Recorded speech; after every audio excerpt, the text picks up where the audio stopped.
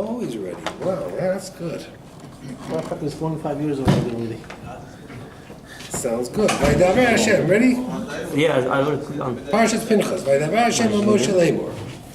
So we have this week the conclusion of what happened last week. Yes. Last week we had Pinchas, who stood up and took what we call in English affirmative action, or vigilante action. He took the law into his own hands. Okay? Are you allowed to do vigilante justice? No. Well, it doesn't depend. The answer in the United States is no. No. You cannot, you're not a police officer, and if someone commits a crime, you cannot take out justice. According to the Torah, it seems a little bit different. For example, someone kills a relative of yours, let's say accidentally, they were irresponsible. Now you're angry, and you feel that they deserve to die. Can you kill them? Yes, you can. Go Allah down. The only way they can escape your anger is if they run to your miklat. Different state. Not a different state, a city in Israel in the olden days. So there was this idea of vigilante justice. Someone hurt a member of my family, killed a member of my family, I'm allowed to take revenge. Okay? Would that apply? I guess there would be a trial if it was murder. But you have people all the time in the city of New York that get murdered. And they know who did it, and they arrest the guy. Now you go and you shoot the guy. And you say, I just saved New York a lot of money. You don't have to spend money on lawyers and trials and juries and jail. I took care of the problem. That's not allowed. But in the Torah, it was allowed. There was this concept of vigilante justice. Pinchas saw what he had learned from Moshe Rabbeinu, that if you see a man having relations with a non-Jewish woman, you're allowed to kill them both. He goes and he asks Moshe, Moshe, why is nobody doing anything? Didn't you teach us that this is what happens? Well, the halacha says that you're only allowed to do it if you're motivated by your anger. Kanoi, your zealousness. If you have the thought to ask the question, can you do the act? No. So Moshe should have said to him, that was true, but now that you asked, the answer is no. Moshe didn't actually say that. Moshe says, whoever reads the letter should carry out what the letter says. So he basically told Pinchas, if that's the halacha, and you're pretty sure you remember it correctly, go ahead and do it. Of course. He gave permission. What? He gave permission. In some ways, he gave him permission. On the other hand, if Zimri would have taken a sword and killed Pinchas, would Zimri have been obligated? Would he be guilty of murder? No. No. Why not? Self-defense.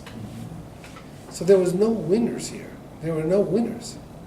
Zimri could have killed Pinchas. Pinchas killed Zimri. But when the Pinchas come to this, when you see 20,000 people, his neshama can answer.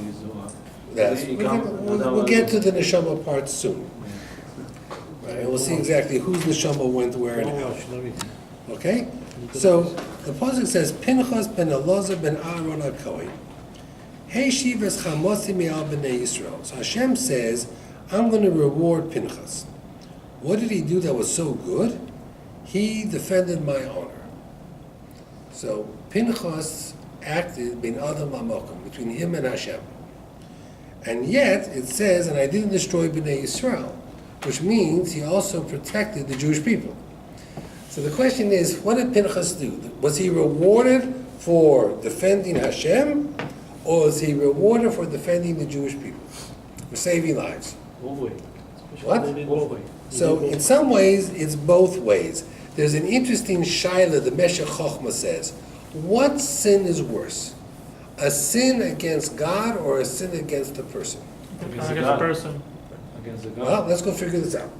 If you sin against God, which is like Chilul Shabbos or idol worship, what's your punishment? Skila.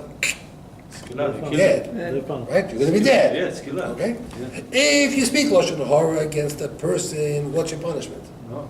You steal, what's your punishment? No, you're not dead. Skila. So if I do an Aveira against God, I'm a dead man. Yeah, skila. If I do an Aveira against a regular person, I get a slap on the wrist. So based on that, what's worse? A sin against God. Yet, the first Beis HaMikdash, which was destroyed for sins against God, were only destroyed for 70 years. The second Beis HaMikdash, which was destroyed for sins against man, has been destroyed for 2,000 years. So what's worse? Sin against. And the Mabul, where the sin was against people, you stole. What happened to all the people in the Mabul? They got killed. But right afterwards, with the tower that they were going to climb up and rebel against God, what happened? They just got spread all over. Yeah. So the Meshech Chochmah says, I don't know. What's the answer is? I don't know what the answer is. They're both bad. And I can't tell you one is worse than the other. Logic says the sin against God is worse than anything else, but the punishment Says opposite. says opposite, doesn't support that. The stories in the Torah don't support that. So clearly, a person is obligated to protect Hashem, a person is obligated to protect people. It's not so cut and dry, it's not so simple to know what is worse, what is better, or what is Each case worse. goes differently. What? Each case goes differently. Well, it's not cut and dry, correct. Now, we have today kanoi. Kanoi means we have today people who, like a Pinchas, maybe take the law into their own hands. Temper. Temper is an interesting question. It's an interesting question. I'll give you an example. Someone told me something tonight, very interesting. When in the Beis HaMikdash, when they brought korbanot, the first thing you did to the korban was, you put your hand on top of the animal, vidui. Then you did shechita. Then you gathered the blood, and then you would sprinkle the blood. Who would do the gathering of the blood and sprinkling of the blood and bringing the korban on the mizbeach and eating it? The kohen. Who did the shechita? No. Levi. What? Levi. Who did the shechita? Also a kohen only? Kohen. No. Changes. What? Darkness. A shechita is kosher bizarre. Anybody can do the shechita. Even the one person can do it? Even the person. Which was interesting because there was a story with Eli Cohen that the korbanot were being delayed. And when they asked why is the delay, he says, well, the Cohen is not available to do the shechita. Shmuel, who was only 2 years old, says, but you taught us that anybody can do the shechita. So Eli Cohen wanted Shmuel to be killed because he was more halacha lifnei rabbo. He passed in the shiloh before his rabbi, which you're not allowed to do. But he was right. The kid was right. So now let's get it straight. Here is the work in the Beit HaMikdash. All the pieces, the collecting the blood, the sprinkling the blood, the putting it on the mizbeach, everything has to be done by Kohen. But the very first act, slaughtering the animal, anybody could do it, not the Kohen. Why? Isn't there a responsibility of the Kohen to be in charge of the... So why is shechita kosher by anybody? Right? So the answer they give is that Kohanim, by nature, tend to get angry quickly. Almost the nature Right. of the person. You don't necessarily put a knife in the hand of an angry person. But besides that, if the Kohen all day long was like a butcher, slaughtering, killing, How we do other Hashem? how would he, what kind of a heart would he have? He would have a murderous heart. He wouldn't have rachamim, he wouldn't have compassion. So the Torah says you're right. Let the shechita be done by anybody else, not the Kohen. It's a fascinating answer. Can the Kohen do it? The Kohen can do it. He's no worse than anybody else, but he doesn't have to do it. In the olden days, when they needed a place for a guest to stay, he always stayed by the butcher's house. It used to be because the butcher always had food, he always had meat. But the answer was the butcher all week long kills animals. So his heart gets hard. So he should be the one to invite guests, to soften his heart. Rachamim. Okay, that's what's brought down. Again, if you get the butcher angry at the Shabbos Forget table, that's going to be bad news. Yeah. But besides that, there's a concept of rachamim. There's a concept of instilling softness in a person's heart. So therefore, the Kohen is told you don't have to do the shechita to keep his heart soft, because the Kohen was the Rodev Sholem, the Ohev Sholem.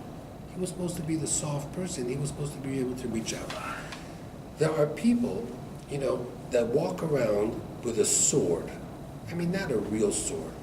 They're ready at a moment's notice, if they see something they don't like, to cut you down to pieces. And when you ask them, what are you doing? I'm a Pinchas. I am jealous for God. Okay, you're a Pinchas.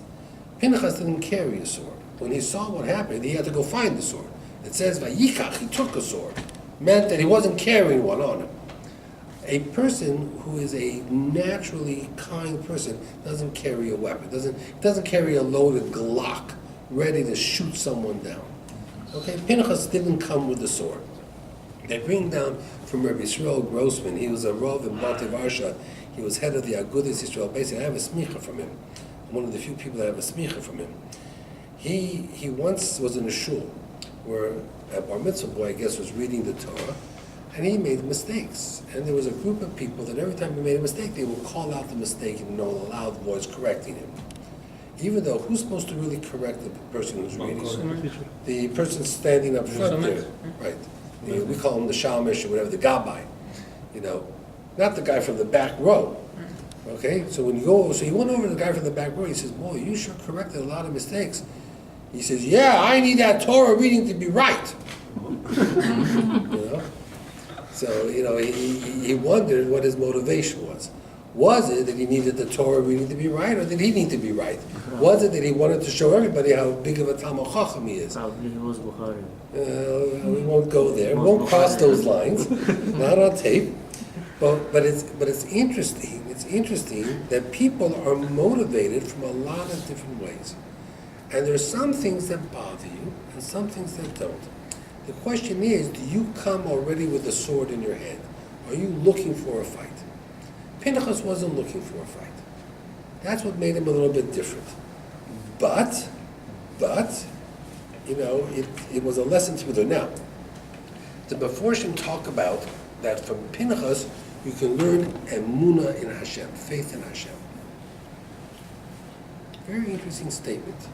Faith in Hashem. Let me give you why I say that. Was Pinchas a Kohen? No. Yes. No. At the time, no. Now, why wasn't he? Well, when Hashem said to Moshe, choose Aharon to be the Kohen, he said Aharon's children, and all future children. Pinchas was already born. So somehow you created a line that went around Pinchas, and Pinchas was left out. Yes, the Talmud said that he was a Kohen already because his family was He wasn't a Kohen. Aharon's children, and all future children. Okay? So he was left out. If you were Pinchas, how would you feel? That means if I would go over there and say, okay, Rabbi Pinchas, tell me how you feel. Sad. He would be sad, is one way, angry, embarrassed, frustrated. In the end, it was a big chesed that he was left out. Because had he been a Kohen, he would never have killed Zimri and Cosby. Because the halacha is, if a Kohen takes a life, what happens? Come out from Kohen. He's no longer a Kohen. Wow. That's the halacha. So by the fact that Hashem left him out, made him free to kill Zimri and save all those people. Thousands of Jews were saved because Pinchas was left out. There's a plan was. What? Was a plan of Hashem maybe. Was a plan. He didn't know the plan. But we're going to talk about that in a moment. Rebbe Ovadia Yosef was once asked a famous question. It was a big machloket, and he was asked a question. Israeli soldiers who are Kohanim, now they're in the war, they're going to kill people. Should they kill people? self-defense. A Kohen who kills is puzzle. So they were asked, so some of the rabbis, I can't remember which, I think the Satmar, some of the rabbis said that if that Kohen is a soldier and kills a person, he's posel, that's it. He can no longer go up to Duchan, he's no longer a Kohen. Rebbe Ovadia paskined that he is a Kohen. Self-defense, whatever his argument was, he's allowed to do it. That means in the army of David HaMelech, were there any Kohanim that fought? No. They were there for tefillah, they were there as chaplains, but they didn't fight. Rebbe Ovadia says if a Kohen is in the Israeli army and in self-defense he kills someone, he's still a Kohen. Because you know Beit HaMikdash, that's why maybe. That's why. He said he's still a Kohen, assuming that the Beit HaMikdash is built, he's going to be a Kohen. Yeah, no. Because by the time Beit HaMikdash, Kohen can go fight in the war. According to Rebbe Ovadia, if a Kohen would have asked him at the time when there was a Beit HaMikdash, I have to go out to fight, can I fight? And if I kill, can I be a Kohen? He would have said yes.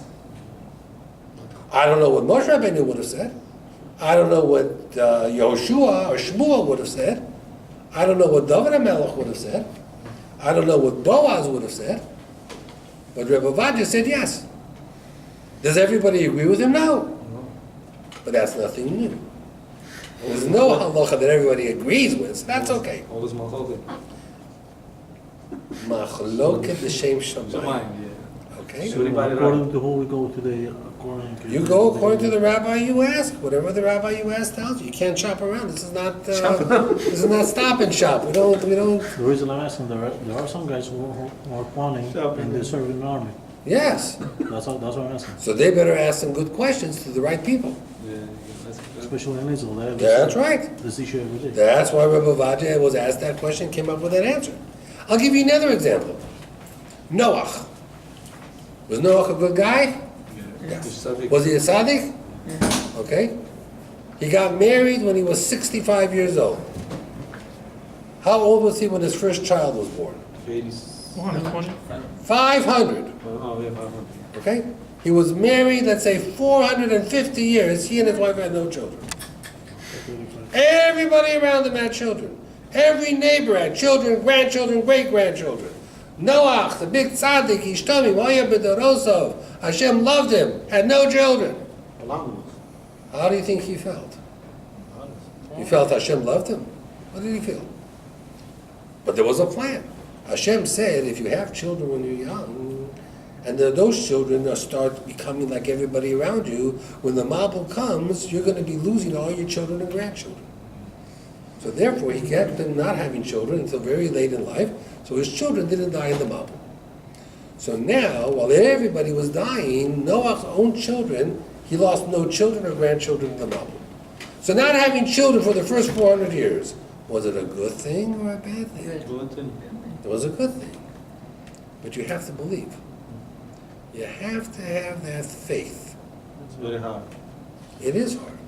I'll give you a story. Listen to this story. Very interesting story. There was this kid. He's in school. Maybe her name was Sarah. I don't know. Could be her name was Sarah. And this Sarah said something like, he talked about his father. My mother loves me. She's the best mother in the whole world. She told all her friends. She told Carolyn, Rivka, and Miriam, and Leah. Finally, her friend said to her, you know, Sarah, you talk about your mother all the time. We want to meet your mother. We want to see if she's really that good of a mother as you say. Sarah says, no problem, come to my house. So they walk home from school with a bunch of her friends, and there's this tall glass of water on the kitchen table. Sarah is thirsty. The Sarah that goes and takes hold of the glass and picks it up to drink it. All of a sudden, Sarah's mother comes running into the room and smacks her hand, and the glass goes flying out of her hand. The first friend says, ha! I knew it! Your mother's like all other mothers. They're abusive, they're no good. You were lying to us the whole time. I knew it. The second girl says, well, I'm not going to be quick to judge. She did hit your hand and knock the glass out. Maybe there was a reason. I'm going to ask her what the reason is. Sarah says, I don't have to ask. I know my mother loves me. If my mother knocked the glass out of my hand, she had a good reason. I don't have to know. My opinion of my mother doesn't change. So the kids go over to the mother and says, why did you do that? The mother says, I was about doing the laundry, and I filled that glass up with bleach. And had my daughter taken the glass of bleach and swallowed it, she could have died. The bleach would have burnt out her whole insides. And I couldn't scream out fast enough to stop her. All I could do was knock it out of her hand.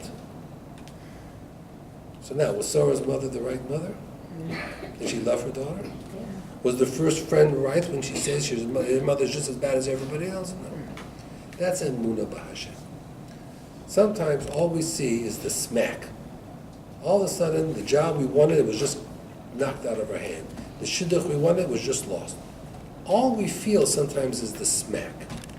Now what's next? Are we like the first person who says, God is like everybody else, he's cruel and heartless? Are we like the second person, well, maybe God knows what he's doing, but I want to know the reason why first? Or are we like Sarah, who says, I know my mother loves me. Whatever the reason is, I know there had to be a good reason. I don't need to know. That's emunah. Okay? 3 days ago in Delaware, there was a car with a family and 4 girls. Mm-hmm. And the car came and crossed the highway and head on. 5 people there. Yeah, the 4 girls died. And father. And the father. Jewish family? No, Filipino. Right, Filipino. Right. The mother survived. Right. In, 2 No, days ago. 2 days ago. 2 days ago. In Delaware. So on the news, they interviewed the neighbor. And the neighbor says the family was a wonderful family. They used to go to church all the time. They're a very religious family. Then the neighbor says, I too am a very religious person. But when that accident happened, I stopped believing in God. I don't believe in God anymore. Because for God to let that happen, there can't be a God, so therefore that's it. I don't believe in God anymore. That's what the neighbor said. One of the neighbors. One of the neighbors said, I don't believe in God anymore. Okay? I don't believe in God anymore. So, you see the reactions of people. Do we need to understand what God does? Pinchas didn't understand why it happened, but in the end he saw that it was the right thing. Noach didn't understand, but it happened. The kid who got the glass and it's knocked out of her hand maybe didn't know why. Maybe later she found out why. There are a lot of things we don't understand. That's the difference between emunah and bitachon. Having a certain amount of trust, having a certain amount of faith. We have it, we don't have it. It's really, really hard to know what there is and why. It's just very, very interesting. They had a question. Listen to this question. I was doing time. I had my own watch. I was going to look to just see the time was. Okay, we're still 9 o'clock. Someone, Reb David, now in the summertime there's camp everywhere. So different people go to camp to visit the kids. So they bring down a story that Reb David Feinstein was once visiting a camp, and a kid came over to him, like an 8-year-old kid, and said, can I ask you a question? He said, sure. You all know who Reb David Feinstein is. He's the son of Reb Moshe Feinstein. And he's a Rosh Hashiva in Sittah Tiferet Yerushalayim in the Lower East Side. So the kid said to him, Rebbe, if you could invite anyone to your Shabbos table who lived in the last 2,000 years, who would it be? Last 2,000 years. Some, what? Moshe Rabbeinu. Moshe Rabbeinu lived more than 2,000 years ago. We're going to the days from Rabbi Akiva on. Oh. So you might say Rabbi Akiva. You could have answered Rabbi Shimon Bar Yochai. You could have said the Rambam, or the Ramban, Rabbi Akiva Eger, or the Chafetz Chaim. I mean, there's hundreds of names, thousands of names. The Baal Shem Tov. You could have said, who knows? The Arizal. That would have been an interesting Shabbos. The Arizal. Shai. Rabbi Yosef Cairo. Ben Shai. The Ben Ish Chai. No. So what would you answer? Here's a kid saying to you, Rebbe, if you could choose someone from the last 2,000 years, who would it be? That's what he asked from David Feinstein. You choose David, who's today? So David Feinstein thought for a moment and says, I would choose the poorest man of the last 2,000 years, and I would invite him to my Shabbos table and give him a meal like he never had before. He says, why? He says, trust me, the Rambam doesn't need my Shabbos table, and Rabbi Akiva Eiger doesn't need my Shabbos table, and the Chofetz Chaim doesn't need to sit at my Shabbos table. But if I brought a poor man and I gave him, I would gain the mitzvah, right? At the end of the day, what counts? When I go up to Shemayim, what should I say to Hashem? Let me into Gan Eden. I had the Rambam at my Shabbos table. Okay? Not good enough. Not good enough. Let me into Gan Eden because I fed a poor person and I did tzedakah. That might get you in. But having the Chofetz Chaim at your Shabbos table for 1 week is not going to get you into Shemayim. It's not going to work. So Reb David Feinstein says it's all about being a better person. The chesed you're doing, that's what it's all about. And the more chesed you do, the more important it is. Okay. Moshe Rabbeinu. Moshe Rabbeinu in this week's parsha says to Hashem, by the way, Hashem, knowing that I'm going to die shortly, which is true, he was going to die shortly, I want you to appoint someone to take over. Why was Moshe so worried now? Parshas Pinchas was still a few months away from Moshe Rabbeinu dying. We still have all of Sefer Devarim. Why was he so worried now? Why was Moshe so worried? Preparation. Well, preparation is nice, but it seems why this week? So the answer is maybe Moshe was afraid Hashem would choose Pinchas.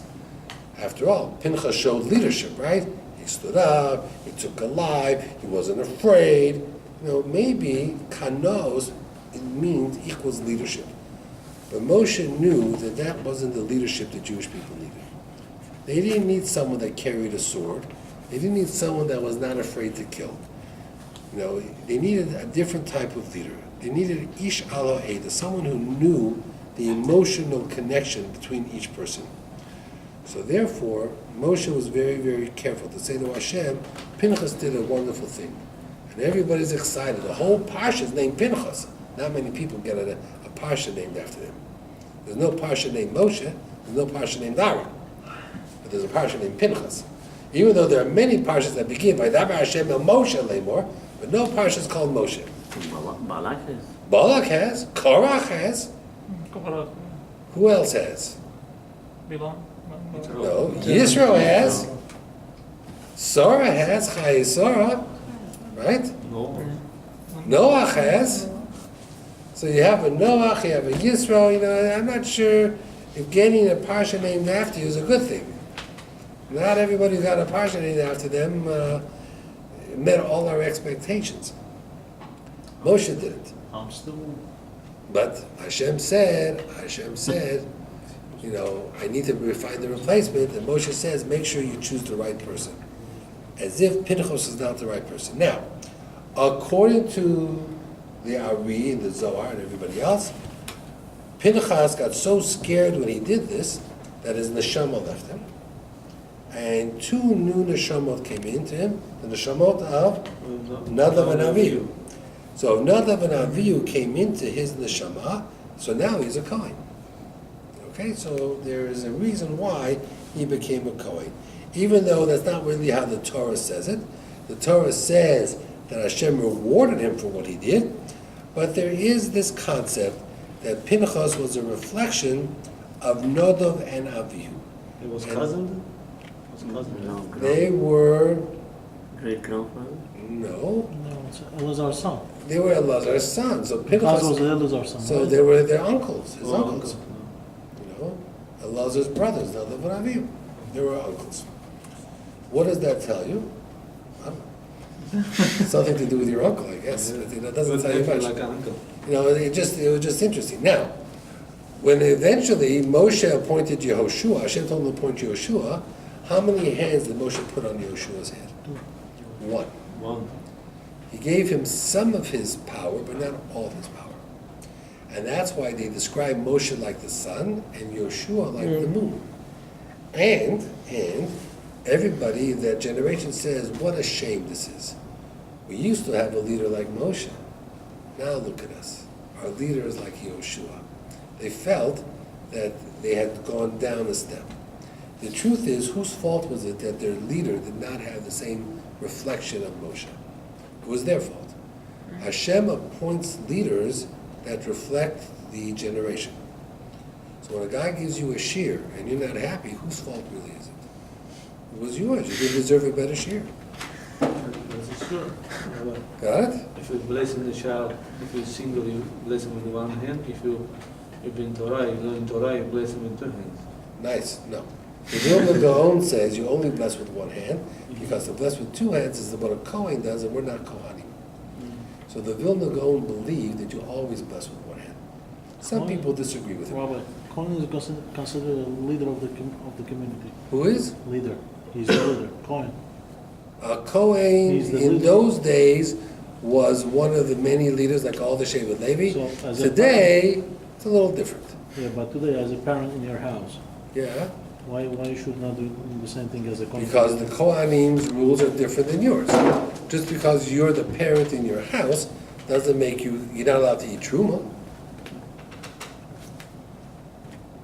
Okay? So, as much as you are the leader, as much as you are the king, you know what makes you the king in your house? That's how you talk to your friend. No, it's because you married your wife, who's the queen. Yeah, that's true. Get it? That means you're only king by virtue because you married a If queen. she was not there, you're not gonna be nobody. Ah, you got it. Yeah. See that? You're a quick learner. You see? I'm getting so much nachas Experience from more you. than his.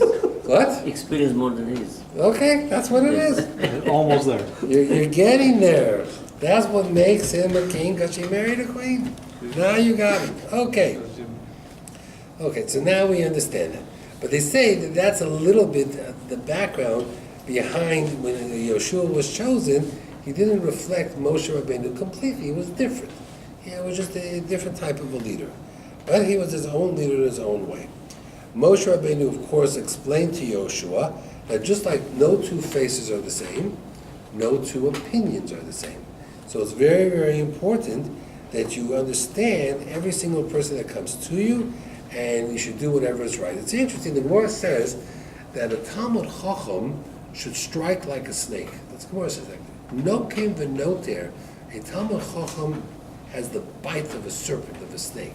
What does that Why? mean? What does that mean? He says, snakes, when they bite, they get no pleasure. See, a lion, when he devours an animal, he has pleasure. He tastes the food, he wants to eat it. To a snake, everything tastes like dust, like dirt. There's no pleasure. It says when a Talmud Chacham has to give someone musar, he should do it like a snake, that there's no pleasure. That he shouldn't enjoy the moment. He shouldn't say, I'm looking forward to this. to really scream at this guy is bringing me tremendous pleasure. When a Talmud Chacham takes revenge, when a Talmud Chacham has to give musar, he has to do it with no personal pleasure. He has nothing gained by it. He's doing it for all the right reasons. Okay. Yeah, but Rabbi, how is he going to find energy and emotions? How is he You going need to? emotions to transfer that energy. So that's and it's in some ways, he has to take a moment to control his emotions. Because look what happens. There were a few cases in the Torah where Moshe Rabbeinu got angry. And what was the consequence of him getting angry? Right. He forgot the halacha. Yes. He made mistakes. But Pinchas, the same thing there, when he forgot 3,000 halachot. That's like That was Yehoshua. But about him, when he No. was... Yehoshua, that was at the end of his life. But Moshe got angry.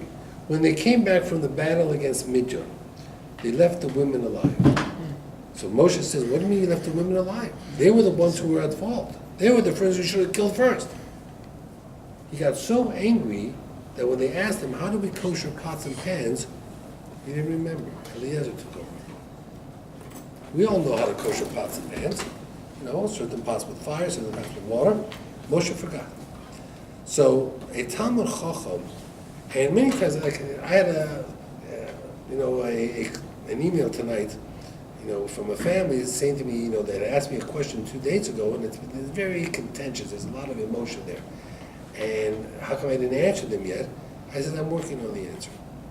Because I wrote up the answer already, and I let it sit for 24 hours. And I'm going to reread it. I reread it today again before I hit send, just to make sure that I'm answering the question without the emotion. Because there are many times I would really like to express emotion. So you're saying it's not good all the time to present like really heated stuff to No. people? It's good. It's good when you're working with people to show them emotion. Nobody can go to a shiur where the person giving the shiur talks in a monotone like this. Within 5 minutes, everybody will be asleep, which may not be the worst thing. Getting a good night's sleep is important, but not necessarily in the shiur. So you have to show emotion. I get excited when I hear a great story. I heard a great story. My brother-in-law told me a story tonight. Very interesting story. 4th of July just passed, right? Okay. So he said to me that Rav Pam, who's the Rosh Hashiva in Torah V'das, he had passed away. He was a Kohen, by the way. Every 4th of July, he used to put an American flag outside his house. He would hang an American flag outside his house. Now that's unusual for a Rosh Hashiva to do. You don't expect a Rosh Hashiva to walk out and put an American flag. But Rav Pam did. Because Rav Pam believed that we owe this country a tremendous debt of gratitude, which is true. You've been to my home, many of you. I have an American flag hanging from right outside my house. Up on the 2nd floor, I have an American flag. I take it in during the winter, then I put it back out. It's out for Memorial Day, Veterans Day, Flag Day, 4th of July, it's out there. His daughter was dating, and she was going out with a boy from Lakewood. And he was coming in the 4th of July. So she called up her mother, and she says, Mom, actually I think he was at the grandparents', he was meeting at his house. He says, I hope Zadie doesn't put that American flag out there. This Lakewood boy sees an American flag, he's going to get in his car, he's going to turn around, and he's going to go back to Lakewood. So the grandmother said, don't worry, Rav Pam is much older now, and he's weak, he's not that strong. He doesn't have the strength to put out the American flag. So she said, shh. Anyway, she comes to the house, and of course there's no flag out. It's like 7:30, and the boy's coming soon, and all of a sudden the doorbell rings, and the boy comes to pick up, this girl. Rav Pam happens to be walking, and he says, oh, who are you? Oh, I'm taking out your granddaughter for a date. Help me. He said, oh, I'm so happy you're here. I'm much older than I used to be. I need help. Could you help me put out the American flag? This girl probably just died on the spot, died on the spot.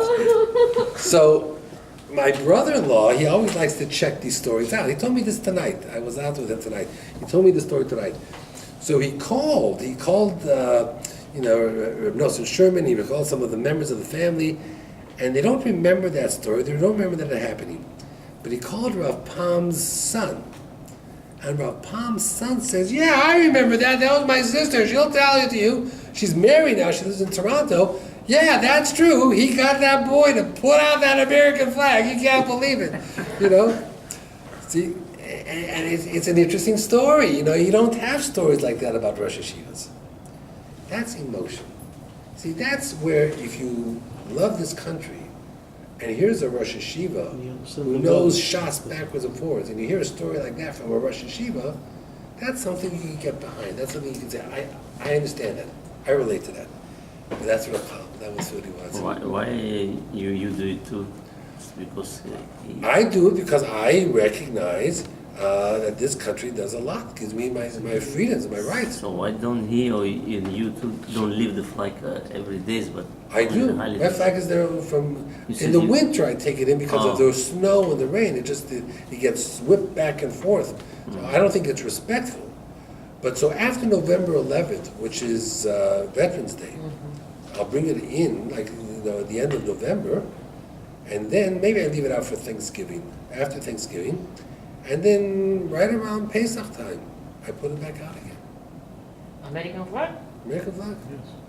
And it stays out, and it gets, every 2 years I buy a new one, I put out. It's not a small flag, I have a flagpole, and I suspend it from my balcony in the front of the house. The color and the sun, the color is. Yeah, you know, it Old. lasts for 2 or 3 years, then I have to replace it. I've replaced it already twice. Why? Because I believe, you know, when we're in a state of war, and people are out there protecting my freedom, I should recognize it. I should respect it. You know? And not everything that the United States does I'm happy with, but that's okay. I don't take a knee.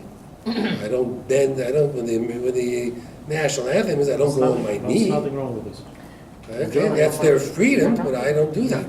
Rabbi, there's nothing wrong with it to hang the flag over your house or whatever. It's There's nothing wrong with it at all. You know, there's nothing wrong with it at all. Let's go a The little guy bit wasn't, further. the young boy, Yeshiva boy, wasn't surprised by it. Was okay. I don't think she married that boy. Oh, she I didn't? don't think she married that boy. I don't think that boy married her, or whatever it was. They did go out on a date, but I don't think they got married in the end. But the fact that Rav Pam had this understanding of the importance is interesting, because he was a Rosh Hashiva, and he was very respected, and he was a Kohen. And he was a very humble man, a very wonderful man. But he had this love of Israel, but he had a love of America. And that was what it was. Okay. So let's go a little bit further.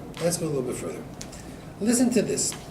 There's a sefer called Chashukei Chemed. It was a pirush on Masechtas Sukkah. And he brings down something from the Aderet, Reb Eliyahu David Rabinowitz Tu'umim, who was actually the father-in-law of Avram Yitzchok Kook. And this is what it was. From Rav Kook from Eretz Israel. There's a pasuk in Mishlei, "He who guards the fig tree shall eat its fruit." That's what it was. He who guards his fig tree should eat its fruit. And we know that Yoshua was very faithful to Moshe Rabbeinu, and he listened and learned Torah from Moshe Rabbeinu, and as such, he was the right person to become the successor. This was the question that came before the Aderet. Listen to this question. He said that there was a grandson whose grandfather's yortzeit was tonight. And the grandson went to shul. Now, a grandson is not obligated to say Kaddish, and he's not obligated to daven for the Omer. He doesn't have to leave it. He's not a chiyuv. But it's a nice thing to do. And he came to the shul, and there were only 6 people in the shul. They didn't have a minyan. So what did this grandson do? He went around, and he started making phone calls. Could you please come to the minyan? We have only 6 people. He went outside. After about half an hour of really working at it, there were now 10 people in the shul. As he got up to daven, somebody from the 10 said, "Hold on, I have your side for my father. I want to daven." Now here's the grandson. He did all the work. There's only a minyan there because of what he did. But he has no obligation to daven. But he wants to, in memory of his grandfather. Here's the son. He has an obligation, but when there was no minyan, he was sitting in shul schmoozing the whole time. He didn't do anything. Who has the right to daven for the Omer? Grandson. So the Aderis, who was a big posek, he ruled that in such a case, the grandson gets priority to lead the minyan. Even though the son has a bigger obligation. And when asked why, he says, "He who guards the fig tree gets to eat its fruit." If davening was so important to you, you would have made the phone calls and you would have gotten the minyan. You did nothing. You sat in the back and told jokes. Well, he did all the work. He did all the work, it's his call. It's a fascinating, fascinating decision from the Chashukei Chemed in Maseches Sukkah. He says, let's say for example, in Shul, after you read Torah on Shabbos morning, who says the Kaddish afterwards? The guy who got Mashlim. Say the motion, right? The Mashlim. Okay, by Ashkenazim, it's the person who read the Torah, Yes. Well, correct. the Balkorah. The Belgorod is it. Now, what happens if the guy who just got the last Aliyah is in the year of mourning? Sometimes he'll ask the Balkorah, can I say the Kaddish since I'm in my year of mourning? If the Balkorah says, sure, that's fine. What if the Balkorah says, no, it's mine, it's my Kaddish. Even though I have my parents, but it's my, it's given responsibility because I read the Torah. What's the halacha? The Mata Ephraim says, the guy who read the Torah gets the Kaddish. Why? He did all the work. You want to get the Kaddish at the end? No problem. Next week you read the Torah. I spent 10 hours preparing to read the Torah. You know, is it easy to read the Torah? No, it takes a lot of work. Okay, I spent a lot of work reading the Torah. Next week you spend the work, then you can say the Kaddish. But I should do all the work and you should say the Kaddish? No. The Mata Ephraim writes that the Balkorah has no obligation to give up the privilege of saying Kaddish after the Torah reading. Why? He who guards the fig tree shall eat its fruit. It's a pasuk in Mishlei. It's very, very interesting. Very, very interesting. Not so simple to say that whoever, you just give everything up. Okay.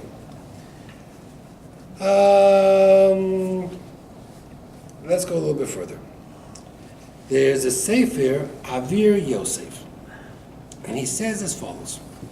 Let's see exactly what he's referring to over here.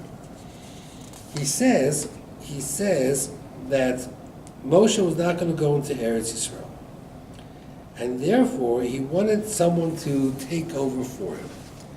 So the question was, who should take over for him? What did Moshe think? Who did Moshe think should really take over for him? Who was he hoping for?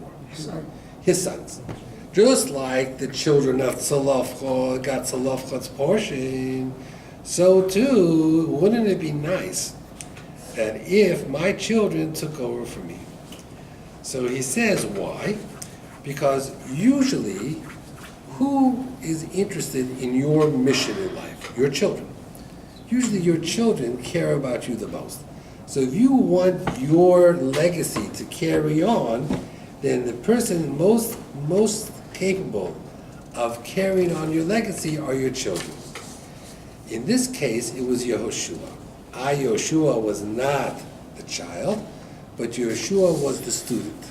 And sometimes the student is like a child. What makes a student a child? If the teacher is like a father, right? That means students are not automatically like children. But if the teacher is like a father, the teacher loves the student like a father, that's what it is. Now, of course, what it takes more than anything else to be a leader is good midos, midos tovos. Can you inherit good midos? No. If your father's a nice guy, does that make you automatically a nice guy? No. You could learn from him. You could have a role model from him. You could maybe emulate his feeling, but it doesn't make necessarily that it's true. The word, and you need to also know Brisi Shalom. What's unique about that word Shalom? When it's written in the Torah, that word Shalom. Hashem said to Yisrael, I'm going to give him my covenant of peace. You know how the word Shalom is written in the Torah? The letter Vav is cut. So if you go to Shul, if you're a Kohen and you get the first Aliyah, you'll see the word Shalom, Shin Lamed Vav. The Vav is broken in two. Don't stop the Balkorah and says that the Sefer Torah is possible because the Vav is split. It's supposed to be split. Why so? Why so? Because sometimes to make peace, the goal is to bring people together. And I can tell you from experience, sometimes the best way to make peace is to take people and separate them apart. But it's supposed to be Mehmet and Shalom. Shalom has a mem at the end. Shin Lamed, Vav, Mem. Oh, okay. So The all, Vav. all shaloms in the Torah, Vav is split? No, only here. Hineni nosen lo es berisi shalom. Only here is it split. What parasha? The last week parasha? This Yeah, parasha. Parshas Pinchas. Yeah. And Last what's the pasuk number? It is pasuk number 12. On what paragraph? In right away in the paragraph Chaf Hey, 25. It says over here on the side of the note, 25, 12. Vov Kitia. The Vov is cut. Yes. Pasuk 12, No, the kid chapter 25, 12. one kid showed me in the Shabbat. He said, well, why is it cut? I He know. showed it to you. Yeah, he said, why is it cut like that? He said, And? he knows something, he forgot, but tell me what is it? And what did you answer him? I don't know, did it? Okay, ready. What did you answer him? Tell us. You know what you answered him? You said to him probably, that's such a good question. I'll ask Rabbi Bryks on Monday night. Come with me.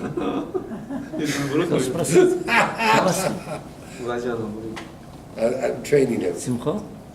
So the answer is it's cut because the piece came through a violent act.